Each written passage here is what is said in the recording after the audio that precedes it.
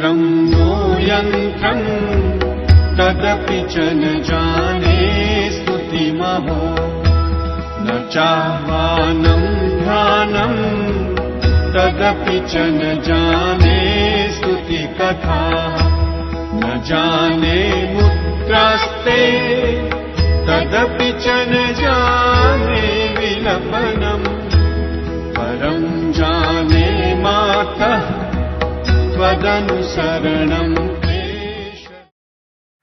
वक्रतुण्डं महाकाय सूर्यकोटि समप्रभा निर्विघ्नं कुरु मे देव सर्वकार्येषु सर्वदा। सर्वमङ्गलमाङ्गल्ये शिवे सर्वार्थसाधिके शरण्ये त्र्यम्बके गौरी नारायणी नमोस्तुते। गुरुर्ब्रह्मा गुरुर्विष्णु गुरुर्देव महेश्वरा गुरुर्साक्षात् परब्रह्म तस्मै श्री गुरवे नमः। बोलिए प्रेम से जगत जननी जगदम्बा माता की जय। आज भी आप सभी लोगों का हार्दिक स्वागत और अभिवादन है। परमात्मा की विशेष कृपा अनुसार भक्त लोग पूजन में भाग लेते हैं और कथा भी श्रवण कर पाते हैं। कहा गया है कि कथा भक्तों के लिए बहुत आवश्यक है, कारण कि कथा श्रवण करने पर ज्ञान की प्राप्ति होती है और ज्ञान की प्राप्ति के बाद मनुष्य के मन रूपी दर्पण पर किसी प्रकार की मैल भी जो पहले से जमी हुई रहती है, कथा श्रवण उपरांत ज्ञान की प्राप्ति के बाद जब एनलाइटनमेंट होने लगता है, प्रकाश आने लगता है जीवन में, दिव्य लाइट जिसको बोलते हैं स्पिरिचुअल एनलाइटनमेंट जब होने लगता है गुरु कृपा द्वारा, कथा श्रवण उपरांत परमात्मा की कृपा अनुसार, जगत जननी जगदम्बा माता की कृपा अनुसार ज्ञान प्राप्त कर लेने के बाद मनुष्य को पूर्ण रूप से विश्वास होने लगता है परमात्मा पर। जब तक परमात्मा पर विश्वास नहीं रहता है तब तक मनुष्य शक करता है, संदेह करता है कि परमात्मा है या नहीं, परमात्मा सुन रहे हैं या सुन नहीं रहे हैं, किस तरह कृपा कर सकते हैं जीवन में। इस प्रकार भक्त लोग प्रश्न करते रहते हैं। देखिए भक्तगण, संसार में अगर एक पुल है जिसको फ्रेंच में पो कहते हैं, पुल, ब्रिज, अगर ब्रिज है तो समझ लीजिए चींटी भी इस पार से उस पार जा सकती है और हाथी भी इस पार से उस पार जा सकता है। छोटा जो जंतु है वो भी चला जाता है और बृहद हाथी भी पार चला जाता है, इस पार से उस पार चला जाता है, एक पुल के कारण, ब्रिज के कारण। नहीं तो पानी में बह जाएगा, नहीं जा पाएगा। इसी तरह भक्तगण, हमारे धर्म ग्रंथ अनुसार जो पौराणिक कथाएं हैं, पुराणों में स्पष्ट बताया गया है, जगत जननी जगदम्बा माता भी स्पष्ट करती है कि किस तरह हमें परमात्मा पर विश्वास होना चाहिए। तो परम आदरणीय भक्तगण, किसी प्रकरण में भगवान शिव बताते हैं, उपाय देते हैं स्वयं, लेकिन किसी किसी प्रसंग में भगवान प्रश्न करते हैं जगत जननी जगदम्बा माता को, उनसे उपाय ढूंढते हैं प्राणियों के कल्याण के लिए। तो इसी प्रकार यहाँ बताया जाता है कि एक बार भगवान शिव पार्वती जी से कहते हैं कि हे कमलान ने, कमल के समान जो आपके नेत्र हैं, आप कृपया वर्णन कीजिए अष्टोत्तर शतनाम। आपके जो 108 नाम है, कहा जाता है कि किसी पूजा में अगर भगवान की अर्चना कर रहे हैं विष्णु रूप में, तो उनके 1000 नामों से भी अर्चना कर सकते हैं, उनके 108 नामों से भी अर्चना कर सकते हैं, एक नाम से भी अर्चना कर सकते हैं। लेकिन यहाँ पूरे समाज को बताना था, 108 नाम जो हैं जगत जननी जगदम्बा माता के, इन 108 नामों के विषय में बताना था कि जिससे भक्त लोग सुगमता पूर्वक उनके नामों द्वारा अर्चन भी करने में समर्थ हो पाए। इसीलिए भगवान शिव के प्रश्न करने पर जगत जननी जगदम्बा माता कहती हैं, सती साधवी भव प्रीता भवानी भवमोचनी आर्या दुर्गा जया आद्या त्रिनेत्रा शूलधारिणी पिनाकधारिणी चित्रा चंडघंटा महातपा मन बुद्धि अहंकारा चित्तरूपा चिताचिति। इस तरह 108 नाम है भक्तगण। और जगत जननी जगदम्बा माता कहती है कि उनके 108 नामों का जो पाठ करता है, कुछ ऐसे नाम हैं जो सरल भी हैं, जिनके अर्थों को आप समझ जाएंगे, लेकिन कुछ ऐसे नाम भी हैं जो संस्कृत शब्दों में हैं, लेकिन फिर भी उनके नामों का यदि हम स्मरण करेंगे, जप करेंगे, उनके नामों द्वारा उनकी अर्चना करेंगे, अगर 108 फूल हैं तो 108 फूल उच्चारण उनका प्रत्येक नाम लेते हुए एक एक फूल यदि हम अर्पण करेंगे अपने घर में, अगर घर में बैठे हुए हैं हम पूजा करने के लिए, कलश स्थापन कर चुके हैं अपने यहाँ, तो जरूरी नहीं है कि कोई पुरोहित ही आके आपके यहाँ पूजा करे। अपने से बहुत कुछ कर सकते हैं, लेकिन कुछ पूजन है जिसके लिए पुरोहित की आवश्यकता होती है। लेकिन प्रतिदिन की जो पूजा है, प्रतिदिन तो पुरोहित नहीं आएंगे आपके यहाँ, कर्मकांडी ब्राह्मण प्रतिदिन तो नहीं आ पाएंगे आपके यहाँ, लेकिन अपने से कुछ सीखना तो चाहिए आपको। इसलिए कहते हैं जो उनके 108 नाम है भक्तगण, इन 108 नामों को अगर आप खोज कर ढूंढ कर फोटोकॉपी प्रतिलिपि आदि करके अपने यहाँ रखेंगे, मोबाइल फ़ोन में भी यदि रख देंगे, तो उन नामों द्वारा, और यही नाम देखिए आपके समक्ष यहाँ पर हैं, दीवार पर लगाए गए हैं। इसी प्रकार उनके नामों को बस ऐसे टांग देंगे दीवार पर और प्रयोग नहीं करेंगे, तो समझ लीजिए आपके यहाँ भगवान ने साधना के लिए जो चाहिए वस्तु वो दे चुके हैं, लेकिन दुर्भाग्यवश उसका सही प्रयोग नहीं कर पाते लोग।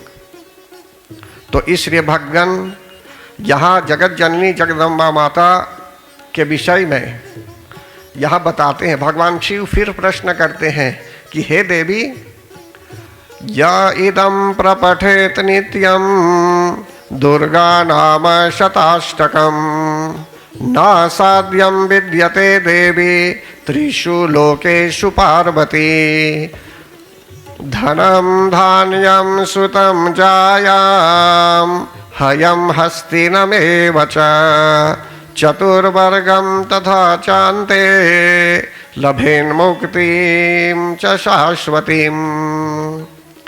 देखिए भक्तगण, यहाँ भगवान शिव भी कहते हैं कि जो प्रतिदिन श्री दुर्गा जी के इस अष्टोत्तर शतनाम का पाठ करता है, उसके लिए तीनों लोकों में कुछ भी असंभव नहीं। जो कुछ भी आप पाना चाहते हैं, जो अनुकूल है, जो प्राप्त कर सकते हैं आप और प्राप्त नहीं कर पा रहे हैं, कठिनाइयों का सामना करना पड़ रहा है, तो ऐसी स्थिति में उनके नामों में अद्भुत शक्ति है। तो परम आदरणीय भक्तगण, जगत जननी जगदम्बा माता के जो 108 नाम हैं, इन नामों को आप याद रखिए, कंठस्थ नहीं भी करेंगे तो देखकर उच्चारण भी कर सकते हैं अपने घर में। इसलिए यहाँ बताया गया है जो मानव ऐसा करता है तो वो धन भी प्राप्त कर लेता है, उसके जीवन में धान्य भी प्राप्त करता है, संतान सुख की प्राप्ति भी होती है और चारों पुरुषार्थ की प्राप्ति भी हो सकती है उसे। धर्म, अर्थ, काम, मोक्ष, इन 4 पुरुषार्थों की प्राप्ति भी हो सकती है उसे। वह व्यक्ति धार्मिक भी हो जाता है भक्तगण, अर्थ की प्राप्ति करता है, फिनेंशियल प्रोग्रेस भी करता है, कामनाओं की पूर्ति भी हो जाती है और अंततो गत्वा उसका जीवन सफल हो जाता है। उसको भगवान की कृपा द्वारा, जगत जननी जगदम्बा माता की कृपा द्वारा मोक्ष पद की प्राप्ति भी हो जाती है। जिस मोक्ष पद की प्राप्ति के लिए कितने हजार वर्षों तक आत्मा को भ्रमण करना पड़ता है, एक शरीर से दूसरे शरीर में, दूसरे शरीर से तीसरे शरीर में, कर्म बंधन के चक्र में फंस जाने के कारण। तो इसीलिए यहाँ बताया जाता है भक्तगण कि यहाँ जगत जननी जगदम्बा माता के नामों द्वारा हम अपने उद्देश्य को प्राप्त कर सकते हैं। जो हमारे लिए आवश्यक है, जो हमारे लिए आवश्यक है। देखिए भक्तगण, कभी कभी मनुष्य बोलता है कि उसको कुछ नहीं चाहिए जीवन में, लेकिन कभी ऐसी स्थिति आ जाती है कि उसको जो नहीं चाहता है वही चीज उसको चाहिए।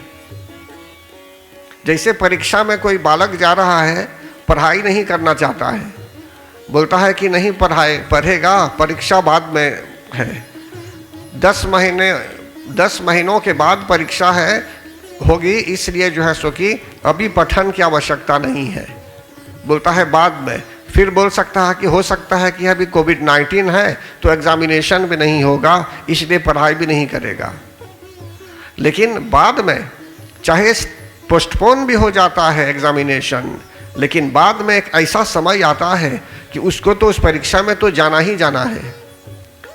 शुरू में नहीं जाना चाहता था, लेकिन समय आने पर उसको तो जाना ही चाहिए उसमें। इसी प्रकार भक्तगण यहाँ बताया जाता है, जिस मोक्ष के विषय में हम नहीं जानते होंगे, बात भी नहीं करते होंगे, लेकिन समय आने पर इसकी आवश्यकता के विषय में ज्ञान की प्राप्ति होती है। तो इसलिए यहाँ कहा गया है जगत जननी जगदम्बा माता की कृपा के अनुसार भक्तों को ज्ञान भी मिलता है, ज्ञान की प्राप्ति होती है और अंततो गत्वा मोक्ष पद की प्राप्ति भी हो जाती है। और देवता लोग भी देवी जी की स्तुति करते हुए सिद्धि भी प्राप्त करते हैं। मनुष्य के घर में लक्ष्मी की प्राप्ति भी होती है, जीवन में सुख और शांति की अनुभूति होने लगती है। इसलिए कहा गया है कि हमें उनके नामों का भी पाठ अवश्य करना चाहिए। बोलिए प्रेम से जगत जननी जगदम्बा माता की जय। तो परम आदरणीय भक्तगण, मनुष्य अनेकों प्रकार से प्रश्न करता है। प्रत्येक मनुष्य को रक्षा चाहिए। मनुष्य चाहता है कि उसकी रक्षा हो, हर तरफ रक्षा हो, हर जगह रक्षा हो, प्रोटेक्शन हो, सुरक्षित होना चाहते हैं हम सब। तो ऐसी स्थिति में मनुष्य क्या कर सकता है कि जिससे उसके जीवन में सुरक्षा हो, शांति हो? इसी विषय को लेकर एक बार प्रश्न पूछा जाता है। देवी कवच का प्रचलन है। अथ देव्याः कवचम। मार्कंडेय जी कहते हैं कि हे पितामह, ब्रह्मा जी से प्रश्न करते हैं कि हे पितामह, इस संसार में आप हमें ऐसा उपाय बताइए जो गुप्त है, ऐसा परम गुप्त उपाय बताइए कि जिससे प्राणियों की रक्षा हो सकती है। कभी कभी मनुष्य कहता है कि उसके यहाँ कैमरा चाहिए, उसके यहाँ अलार्म चाहिए, हर प्रकार का सिस्टम चाहिए कि जिससे उसकी रक्षा हो। इन सब चीज़ों के होने के बावजूद भी कभी दुर्घटना हो जाती होगी, या तो समझ लीजिए किसी प्रकार से कष्ट भी हो जाता है। लेकिन यहाँ रक्षा के लिए जब मार्कंडेय जी ऋषि पूछते हैं भगवान, तो वे बताते हैं कि कोई दिव्य उपाय बताइए, कोई ऐसा उपाय बताइए कि जिससे प्राणियों की रक्षा हो सके, सभी की रक्षा हो सके। तब ब्रह्मा जी कहते हैं, मार्कंडेय जी ने जो प्रश्न पूछा, ओम यद्गुह्यं परमं लोके सर्वरक्षाकरं नृणां यन्न कस्य चदाख्यातं तन्मे ब्रूहि पितामह। मनुष्यों की रक्षा कैसे हो, प्राणियों की रक्षा कैसे हो, प्रश्न पूछा गया। तो देखिए भगवान ब्रह्मा जी कहते हैं, अस्ति गुहतमं विप्र सर्वभूतोपकारकं देव्यास्तु कवचं पुण्यं चत्रिनुष्व महामुने। ब्रह्मा जी कहते हैं कि एक ऐसा साधन है, एक ऐसा उपाय है जिसको हम देवी कवच कहते हैं। ब्रह्मा जी कहते हैं कि यह उपाय बहुत गुप्त है और पवित्र भी है, और संपूर्ण प्राणियों का उपकार भी हो सकता है इस उपाय से।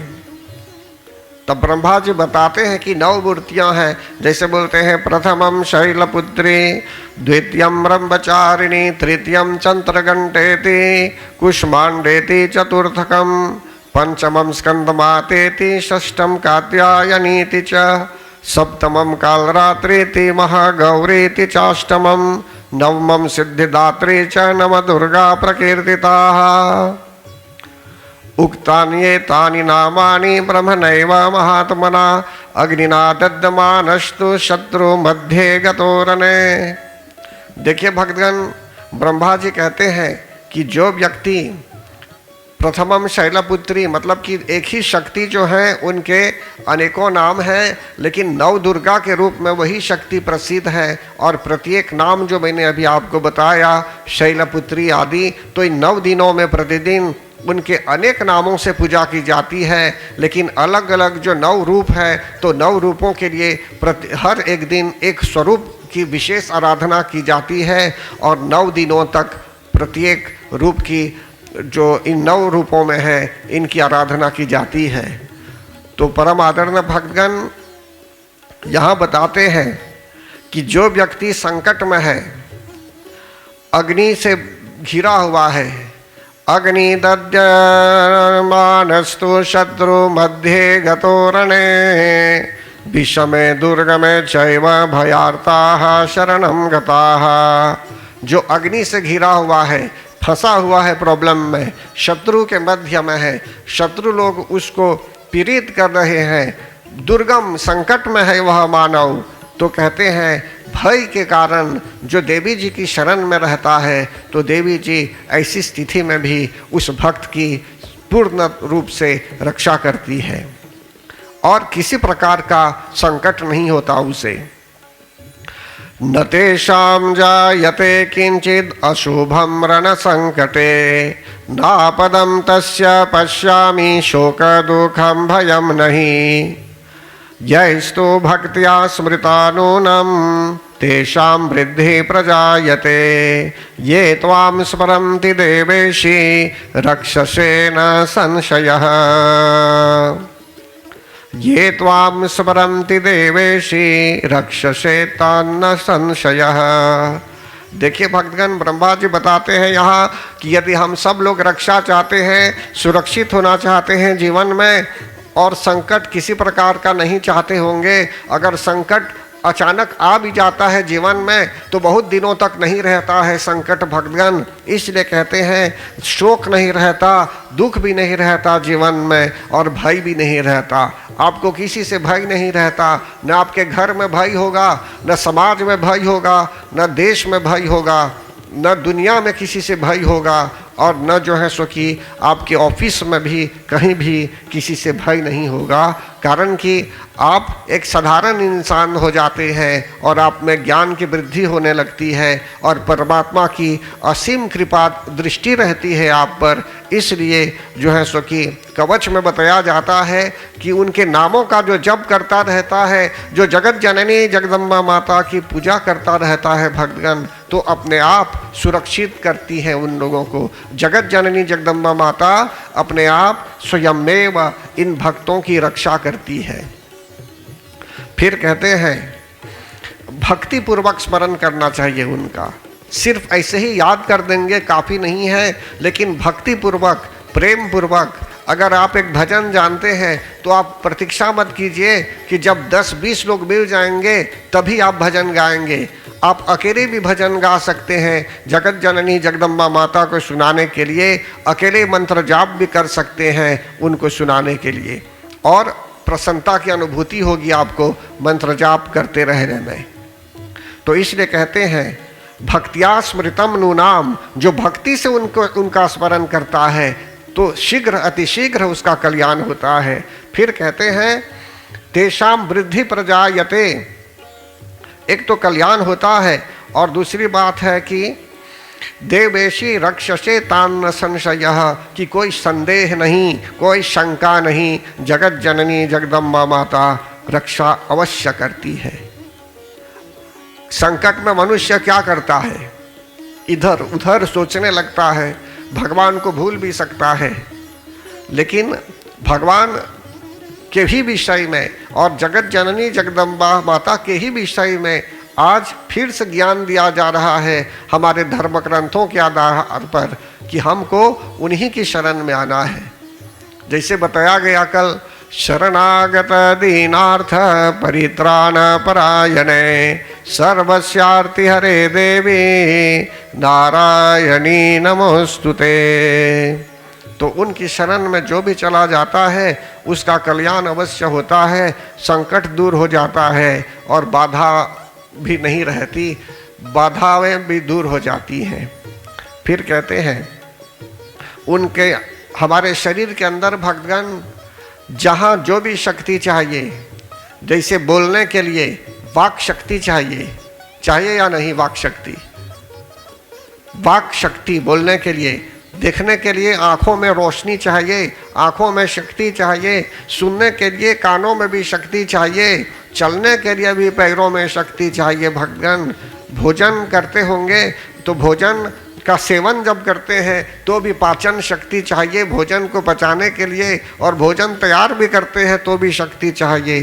पढ़ने के लिए भी बच्चों को बुद्धि चाहिए, विद्या चाहिए, लिखने के लिए भी हाथों में शक्ति चाहिए, शरीर में शक्ति चाहिए, और मनुष्य को स्वस्थ भी होना चाहिए।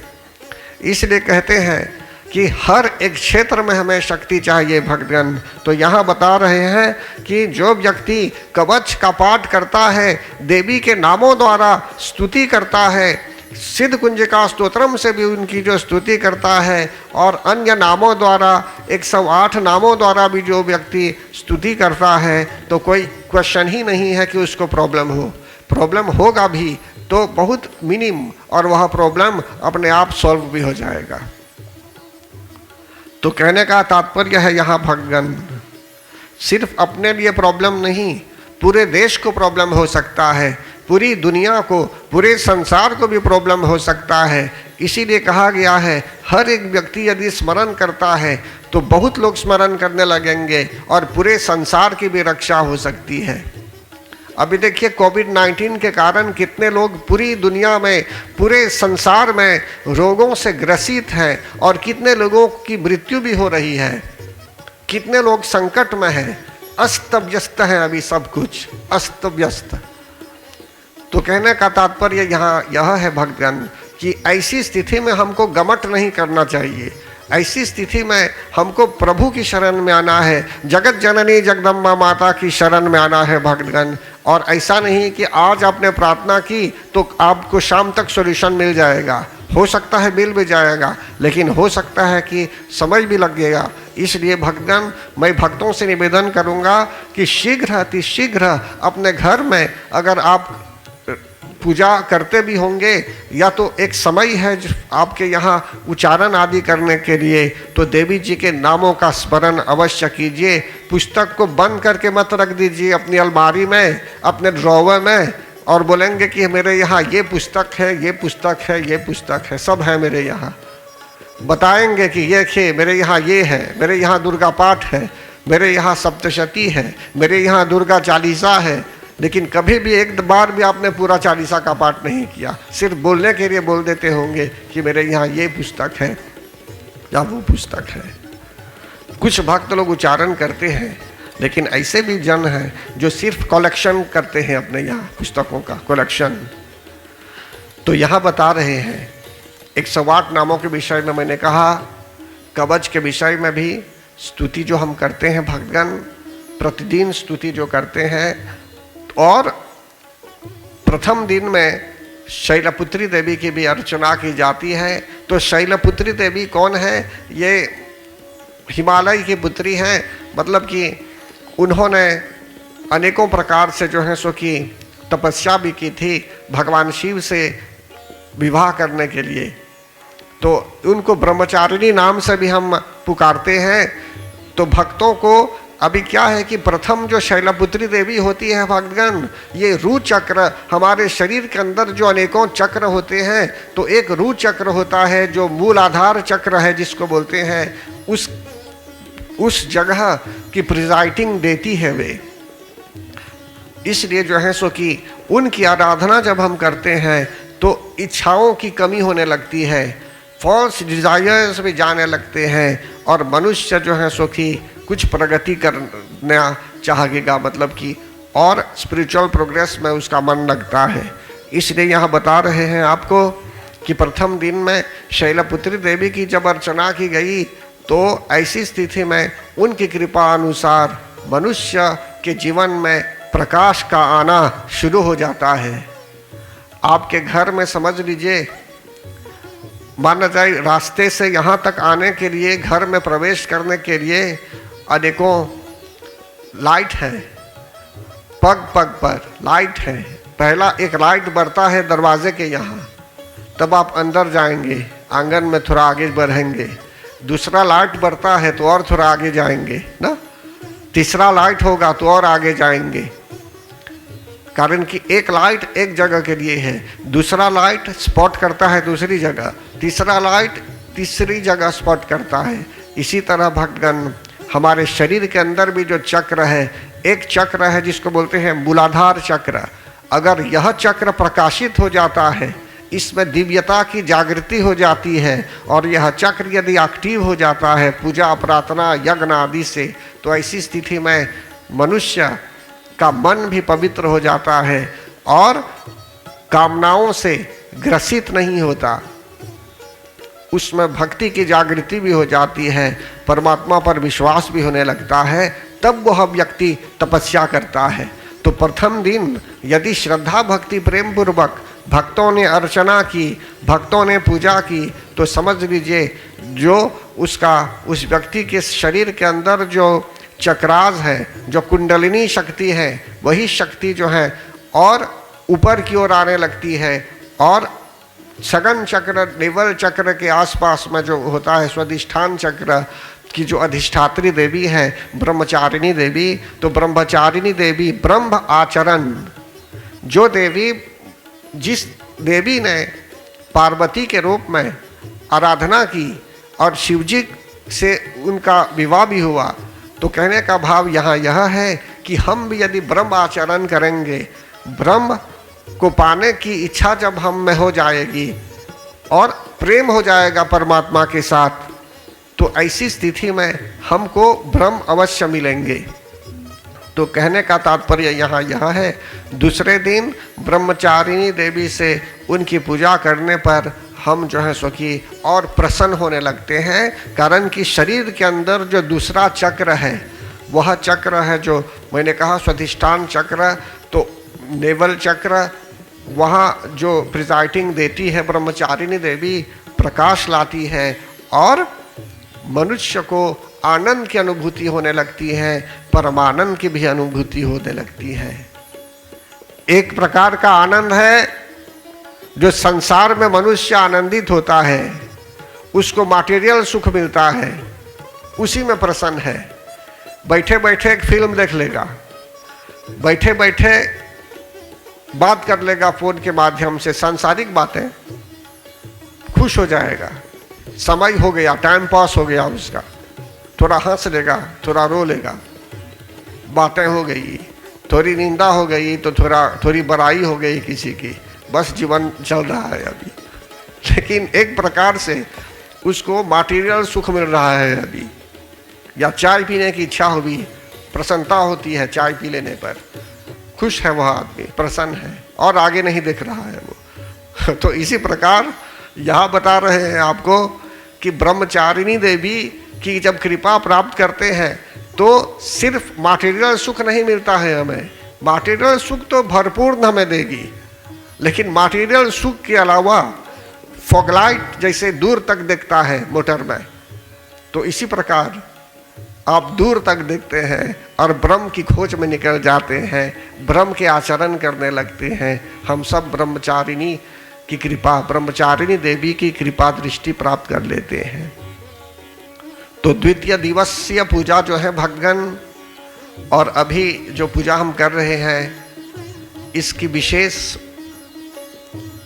आराधना जो है वो जैसे मैं बता रहा हूँ, देवी की कृपा प्राप्त कर लेना। तो विशेषता इसमें यह है कि हम लोग जागरूक हो जाते हैं और हमारा जो दिव्य नेत्र है, जिसको बोलते हैं स्पिरिचुअल आई भी थोड़ा थोड़ा खुलने लगेगा, नेत्र खुलने लगेगा, आंखें खुलने लगेगी।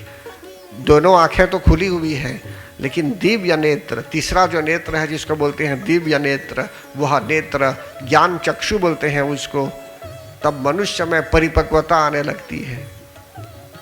जैसे मनुष्य थोड़ा बच्चा छोटा है, थोड़ा बड़ा होता है, थोड़ा लंबा हो गया, चाहे वो लड़का है थोड़ा लंबा हो गया तो बोलेंगे बड़ा हो गया, लड़की है थोड़ी बड़ी हो गई तो बोलेंगे लड़की बड़ी हो गई। तो ये फिजिकल ग्रोथ है, ये फिजिकल। अब मेंटली भी वो और प्रोग्रेस करेगा वह बालक। इसी प्रकार एक प्रकार की प्रगति है, एक प्रकार का ग्रोथ है जिसको बोलते हैं स्पिरिचुअल प्रोग्रेस। तो जगत जननी जगदम्बा माता की कृपा अनुसार मनुष्य तपस्या करना आरंभ करता है। देखिए भक्तगण, मंदिर आना या अपने घर में पुरोहितों को बुलाना, यज्ञ करना, कराना, अगर आप भक्ति के साथ ये सब कर रहे हैं तो ये एक तपस्या है आपके जीवन में। आप तप कर रहे हैं, तपस्या कर रहे हैं, साधना कर रहे हैं। कहीं कहीं हर सप्ताह में साप्ताहिक यज्ञ भक्त लोग करते हैं, तो अपने आप में ये एक तपस्या है और एक आनंद है। ये आनंद का अवसर होता है ये यज्ञ में भाग लेने के लिए, कथा भी श्रवण करने के लिए। तो इसी तरह यहाँ ब्रह्मचारिणी देवी कृपा करती हैं भक्तगण, तब मनुष्य अब प्रोग्रेस आरंभ करने लगता है। तो इन 9 दिनों में क्या होता है, अगर श्रद्धा भक्ति प्रेम पूर्वक तक व्रत रहेंगे, पूजा आदि कर देंगे आप मन लगाकर पूर्ण आस्था के साथ, तो डेफिनेटली दूसरे दिन में ही आपका अनुभव होने लगेगा, आप कुछ और अनुभव करने लगेंगे। ऐसा लगेगा कि परमात्मा की ओर से विशेष पुकार है, वे हमें बुला रही है। ऐसा मनुष्य अनुभव में स्वयं अनुभव करता होगा। बोलिए प्रेम से जगत जननी जगदम्बा माता की जय। तो परम आदरणीय भक्तगण, कवच के विषय में जो मैं बता रहा हूं अभी, हमारे शरीर के अंदर जहां जहां जो भी दिव्यता चाहिए, जो भी शक्ति चाहिए, जो भी दिव्यता चाहिए, अपने आप जागृत हो जाती है। जितना हमारा मन पवित्र होता जाएगा, जितना जो है सो कि हम अर्चन यज्ञ मंत्र जाप और तपस्या आदि करते रहेंगे हमारे जीवन में, साधना है ये एक साधना करते जाएंगे जीवन में। तो ऐसी स्थिति में देवी जी हमारी रक्षा करती हैं। कहते हैं कि हमारे अंग प्रत्यंग की रक्षा करती है वे। दांतों की भी रक्षा करती है, हृदय की भी रक्षा करती है, आंखों की भी रक्षा करती है और भय भी दूर करती है वे। फिर कवच में कहते हैं प्राच्याम रक्षतु मामेन्द्री अग्नेयाम अग्निदेवता दक्षिणोवतो वाराही नैऋत्याम खड्गधारिणी उदीच्याम पातु कौमारी ऐशान्याम शूलधारिणी ऊर्ध्वं ब्रह्माणि में रक्षेत् हस्ताद् वैष्णवी तथा। देखिए भक्तगण, हर एक दिशा में देवी जी अनेकों तरह से हमारी रक्षा करती है। एक ही देवी है लेकिन अनेकों रूप ले सकती है, या बिना रूप के भी वे जानती है कहाँ किस तरह से हमारी रक्षा कर सकती है। पूरब, पश्चिम, उत्तर, दक्षिण, ऊपर, जमीन में भी, नीचे, हर तरह से हमारी रक्षा कर सकती है। फिर कहते हैं कि हे देवी, आप हमारी रक्षा अवश्य कीजिए। फिर यहाँ कहते हैं भक्तगण,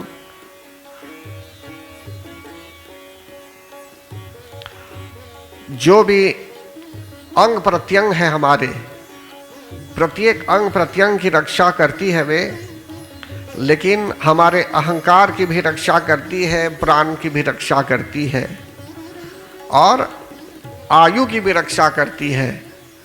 समय से पहले मृत्यु भी नहीं होगी, कारण कि आयु की भी रक्षा करती है। फिर ब्रह्मा जी कहते हैं मार्कंडेय ऋषि को, हम सब तो चाहते हैं ना कि हमारी आयु की रक्षा हो। ऐसा नहीं कि आपकी आयु रुक जाए, अगर 20 वर्ष के हैं तो 20 ही वर्ष के रहेंगे, ऐसा नहीं बोल रहा हूं भाई। ऐसा नहीं कि अगर आप 50 ईयर्स के हैं तो 50 ही के रह जाएंगे हरदम। बोलते हैं आयु की रक्षा, कि मृत्यु समय से पहले ना हो। फिर आगे कहते हैं वाराही देवी हमारी आयु की भी रक्षा करती है। वैष्णवी देवी धर्म की भी रक्षा करती है, हमारे गोत्र की भी रक्षा करती है वही देवी। हमारे कुल में भी शांति होती है, कुल में भी रक्षा होती है। और भार्याम, बच्चों की भी रक्षा, और भार्या मतलब पत्नी की भी रक्षा। और जो पत्नी यदि यहाँ पूजा में है तो पति की भी रक्षा अवश्य देवी करती है। तो यहाँ बताते हैं आपको, रक्षाहीनम तो यत्स्थानम वर्जितम कवचेन तो तत्सर्वम रक्ष मे देवी जयंती पापनाशिनी। जो पापनाशिनी देवी है भगवान, हर जगह हमारी रक्षा करती है। और ब्रह्मा जी ने और एक अच्छा प्रसंग रखा है यहाँ। ब्रह्मा जी बता रहे हैं पूरे प्राणियों को, समस्त प्राणियों को वे बता रहे हैं कि अगर हम कहीं जाना भी चाहेंगे घर से बाहर, तो उनके कवच को, देवी कवच को धारण करके ही हम जाएं। अगर इस पुस्तक में देवी कवच है, ये नहीं कहते हैं कि कवच को कुछ पेज की कॉपी करके जेब में डाल देंगे तो कवच आपके साथ चला आया। नहीं तो सबको एक कॉपी दे देंगे, सब लोग सुरक्षित हो जाएंगे।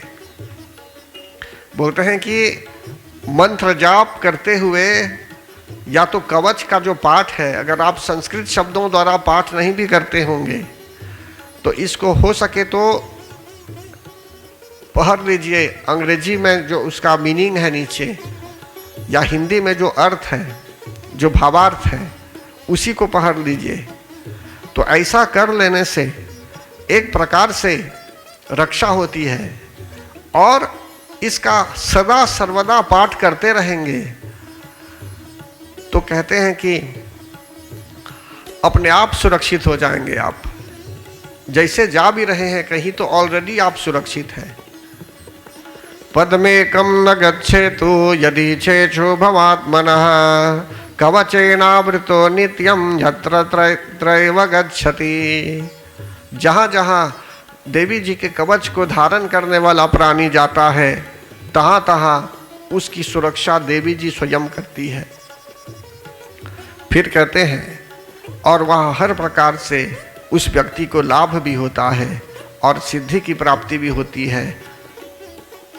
और आगे कहते हैं यम यम चिंतयन्ते कामं तम तम प्राप्नोति निश्चितं परमैश्वरमतुलं प्राप्स्यते भूतले पुमान्।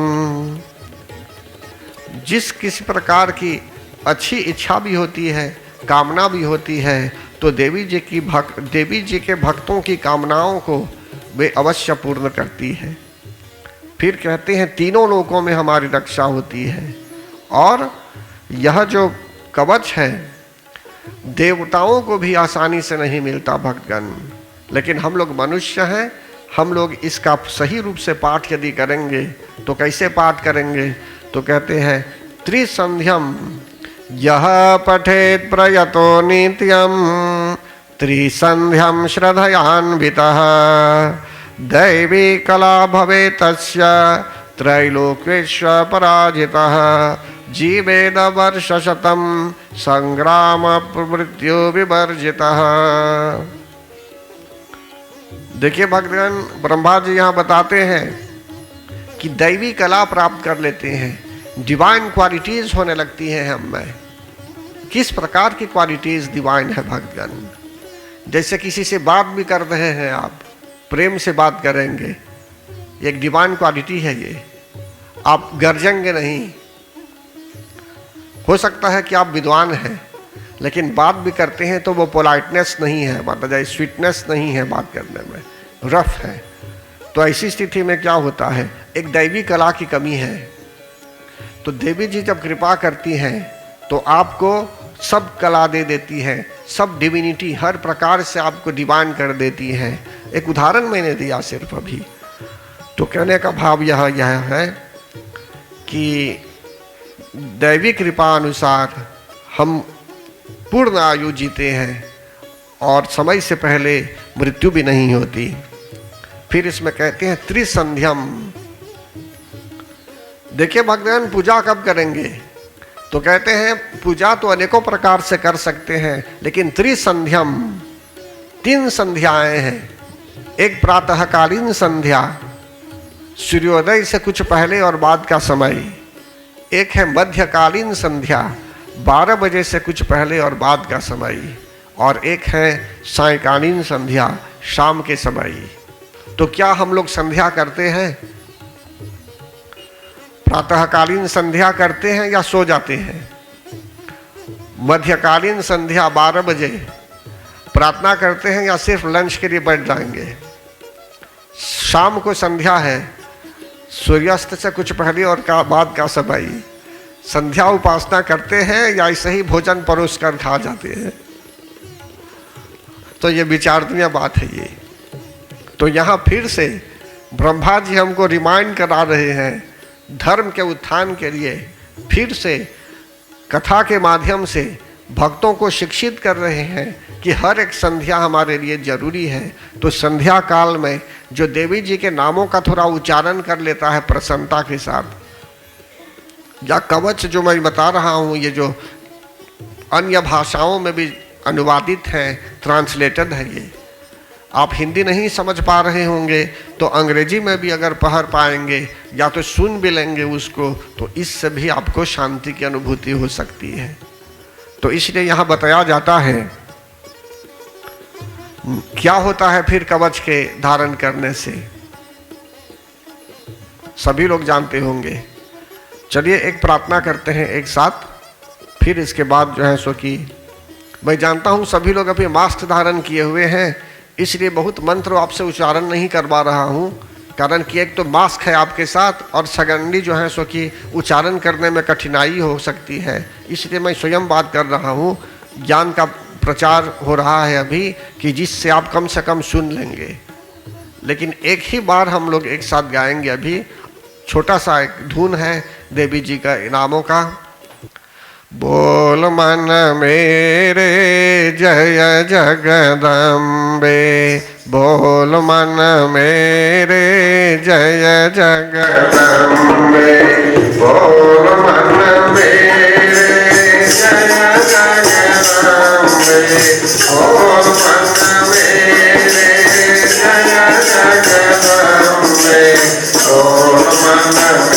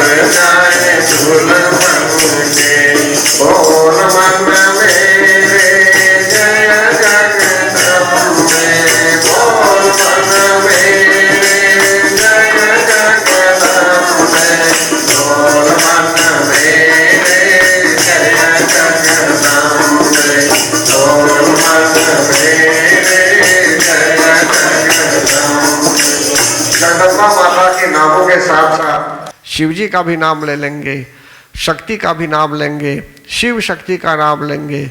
ओम नमः शिवाय, ओम नमः शिवाय, ओम नमः शिवाय, ओम नमः शिवाय, ओम नमः शिवाय,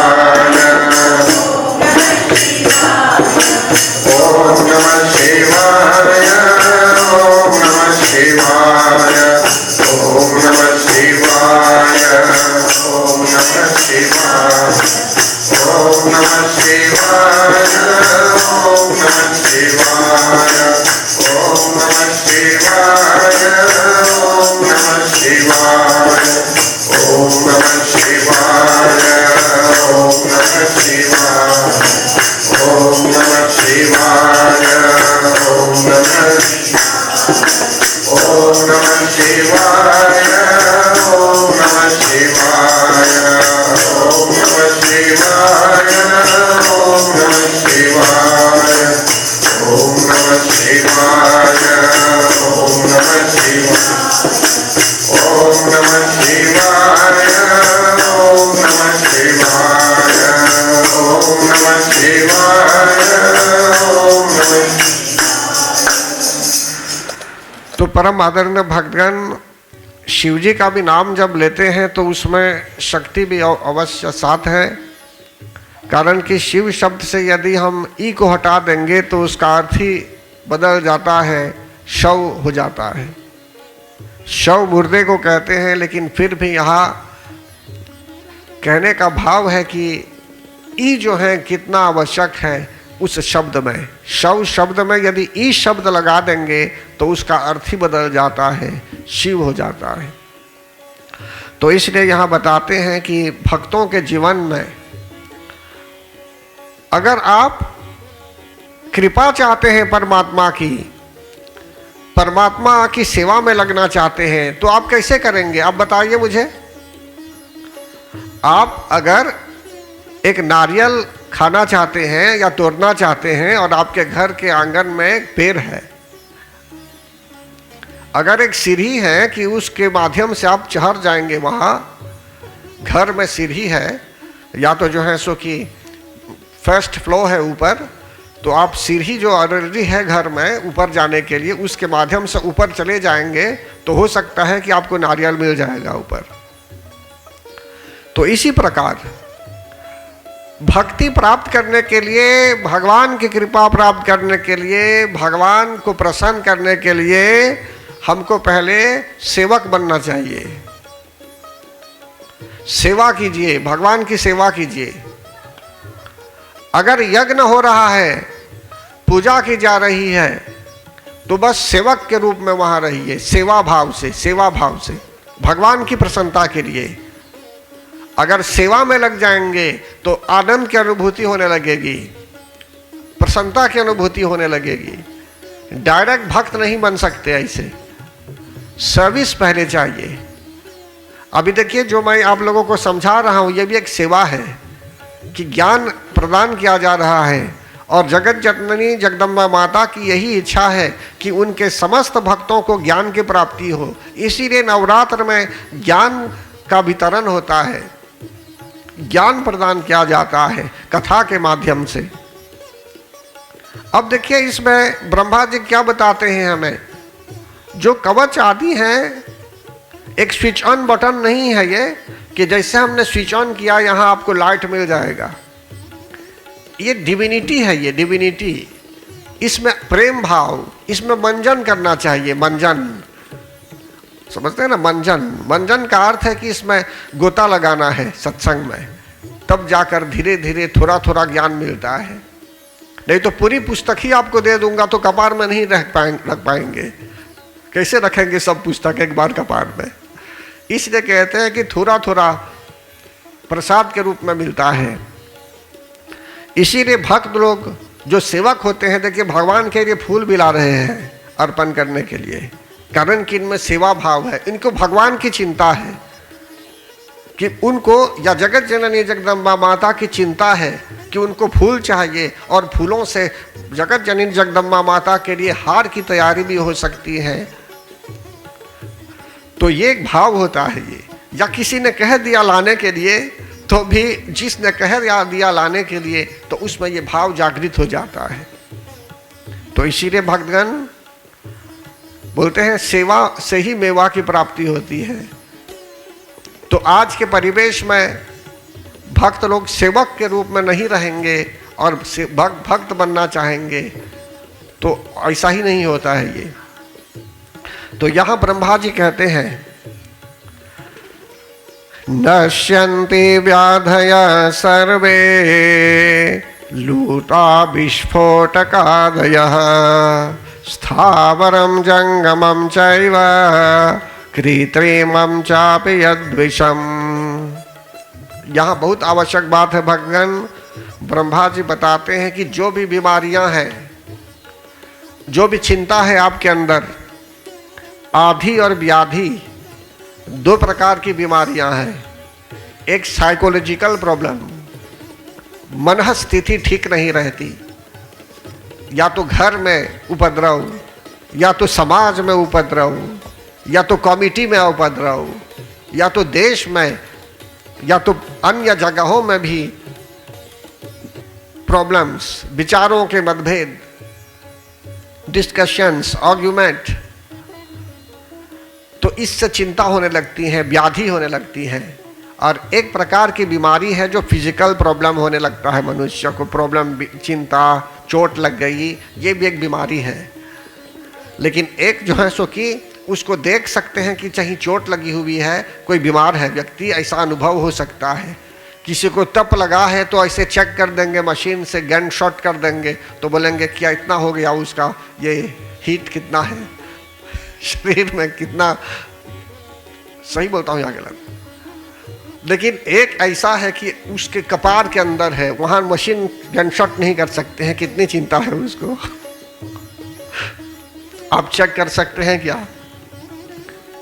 एक गन शॉट से चेक कर सकते हैं कितना प्रॉब्लम है मेंटल उस व्यक्ति को, साइकोलॉजिकल प्रॉब्लम, स्ट्रेस, फ्रस्ट्रेशन कितना है उसको, वो स्वयं जानता होगा। और फ्रस्ट्रेशन के साथ जीता होगा, घर में भी, समाज में भी, ऑफिस में भी, अक्यूमुलेशन हो गए, वर्क, जू कितने है, हर अनेकों प्रकार से कष्ट होता है।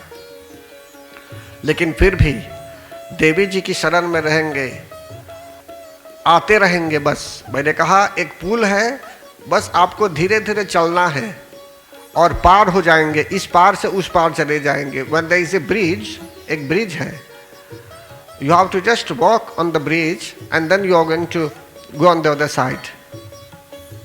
If there is no bridge, तो डिफिकल्ट होगा जाने के लिए। तो जो हम लोग ऑलरेडी स्थापना, यज्ञ, पूजा करते रहते हैं, मंदिरों में भी प्रवचन आदि सुना रहे हैं, इसके माध्यम से धीरे धीरे ज्ञान जब मिल रहा है, तो थोड़ा थोड़ा जब प्रयास करेंगे, कोशिश करेंगे आगे बढ़ने के लिए, तो भगवान आप पर प्रसन्न होकर वे भी 10 कदम आगे चले आएंगे आपको लेने के लिए। इसलिए कहा गया है नश्यन्ति व्याधया सर्वे, एक नहीं, व्हाटएवर बी द बीमारी, चाहे वे कोविड क्यों ना हो, व्हाटएवर बी द बीमारी, देवी जी उसको दूर कर देती है। एक प्रोसेस होता है उसके लिए। फिर आगे कहते हैं अभिचाराणि सर्वाणि मंत्रयंत्राणि भूतले भूचरा खेचराश्चैव जलजाष्ट्रोपदेशिका। अनेकों प्रकार के बेताल आदि जो हैं अंतरिक्ष में, ये सब जो है सो कि शांत हो जाते हैं। कहते हैं कि ग्रह भूत पिशाचाश्च यक्ष गंधर्व राक्षसाः ब्रह्म राक्षस बेतालाः कुष्मांडा भैरवादयः। अगर ग्रहों का प्रॉब्लम है, एस्ट्रोलॉजिकली स्पीकिंग कभी ग्रहों का प्रॉब्लम होता है तो भी कष्ट हो सकता है। तो कहते हैं कि चाहे ग्रहों का प्रॉब्लम है, आप नहीं जानते हैं कि कब आपका जन्म हुआ, आपकी कुंडली के आधार पर अगर जानते होंगे कि कौन सा ग्रह है जो आपके लिए अनुकूल नहीं है, अगर मंत्र जाप कर रहे हैं तो इन ग्रहों से शांति मिल सकती है। लेकिन कुछ नहीं भी जानते होंगे या जानते भी होंगे कौन सा प्रॉब्लम है, लेकिन फिर भी जगत जननी जगदम्बा माता की शरण में रहेंगे, ओम ऐं ह्रीं क्लीं चामुण्डायै विच्चे। ओम ऐं ह्रीं क्लीं चामुण्डायै विच्चे। ओम ऐं ह्रीं क्लीं चामुण्डायै विच्चे। ओम ऐं ह्रीं क्लीं चामुण्डायै विच्चे। ओम ऐं ह्रीं क्लीं चामुण्डायै विच्चे। ओम ऐं ह्रीं क्लीं चामुण्डायै विच्चे। ओम ऐं ह्रीं क्लीं चामुण्डायै विच्चे। इस प्रकार से ये एक मंत्र हुआ। अनेकों मंत्र भी हो सकते हैं, जैसे ओम ऐं ह्रीं क्लीं चामुण्डायै विच्चे। ओम ग्लौं हूं क्लीं जूं सः ज्वालय ज्वालय ज्वल ज्वल प्रज्वल प्रज्वल ऐं ह्रीं क्लीं चामुण्डायै विच्चे। ऐसे अनेकों मंत्र हैं। लेकिन यहाँ जो मैं बता रहा हूँ भक्तजन, कि हम सबको कुछ हद तक, कुछ स्तर तक, कुछ मंत्रों को जान लेना चाहिए कि जिससे हम अपने आप घर में अपने से भी थोड़ा मंत्र उच्चारण कर पाए। और कवच आदि का पाठ जैसे हैं इसमें जो बताया जा रहा है, इस तरह से हमारे शरीर के अंदर दिव्य शक्तियों का जागरण हो। कारण कि कहते हैं भूत पिशाच प्रेत इन सब से आप सुरक्षित हो जाते हैं, हम लोग सुरक्षित हो जाते हैं यदि कवच का पाठ करते हैं और कवच को अपने धारण कर लिया है। ब्रह्म राक्षस बेताल कुष्मांड भैरव इन सब से हमारी रक्षा होती है। नश्यन्ति दर्शनातस्य कवचे हृदि संस्थिते मानोन्नतिर्भवेद्राज्ञस्ते जो वृद्धि करम परम। यहाँ बताया जा रहा है भगवान, जो भगवान का भक्त है, जो भगवान का सेवक है, दूर से भी अगर कोई भूत प्रेत आदि देख भी रहा है उसे, तो उसके दर्शन मात्र से, कवच उसके साथ है तो उसके दर्शन मात्र से ये सब दूर हो जाते हैं। इसलिए यहाँ पर बताते हैं देहांते परमं स्थानम यत्सूरैरपि दुर्लभम प्राप्नोति पुरुषो नित्यं महामाया प्रसादतः लभते परमं रूपम शिवेन सह मोदते। ब्रह्मा जी बता रहे हैं कि मरण उपरांत भी सद्गति ही की प्राप्ति होती है और महामाया के प्रसाद से परम विशेष रूप से जो गुप्त उपाय है ये, जिसको बोलते हैं कवच, इसमें बताया जा रहा है कि महामाया अथवा शक्ति के प्रसाद से, उनके आशीर्वाद से ऐसा संभव हो सकता है कि मरण उपरांत भी हमें सद्गति ही की प्राप्ति हो। और 4 पुरुषार्थों के विषय में जो बताया गया था, सर्वमंगल मांगल्ये शिवे सर्वार्थ साधिके शरण्ये त्र्यंबके गौरी नारायणी नमोस्तुते, कि 4 पुरुषार्थ भी हमें मिल जाएंगे, धार्मिक भी हो जाएंगे, सत्कर्म में लगे रहेंगे, सुकर्म में लगे रहेंगे, भलाई करते रहेंगे लोगों की, और कुकर्मों में न लगने के कारण भगवान भी आप पर प्रसन्न रहेंगे, उनका आशीर्वाद प्राप्त होगा। और यहाँ कहते हैं कि परम गति की प्राप्ति भी हो सकती है, शिवलोक की भी प्राप्ति हो जाएगी और परम लोक की भी प्राप्ति हो सकती है, यहाँ तक कि भक्तों को वैकुंठ की भी प्राप्ति हो सकती है। बोलिए प्रेम से जगत जननी जगदम्बा माता की जय। तो अभी जो बातें हुई प्रवचन के रूप में जो बताया गया, इसके अलावा अभी सत्संग में ही भजन का एक प्रोग्राम है, तो भक्तों से मैं निवेदन करूंगा कि वे भजन जगत जननी जगदम्बा माता को प्रसन्न करने के लिए सुनावें, और आप लोग भी एक साथ हो सके तो गाने का प्रयास कीजिए। तो इसलिए जो है स्वकीय भक्तजन एक प्रार्थना करते हैं एक साथ अभी। जयंती मंगला काली भद्रकाली कपालिनी दुर्गा क्षमा शिवा धात्री स्वाहा स्वधा नमोस्तुते। बोलिए प्रेम से जगत जननी जगदम्बा माता की जय। ओम शांति शांति शांति। तदपि च न जाने स्तुति महो न चाह्वानं ध्यानं तदपि च न जाने स्तुति कथा न जाने मुद्रास्ते तदपि च न जाने विलपनम् परं जाने मातः त्वदनुसरणम्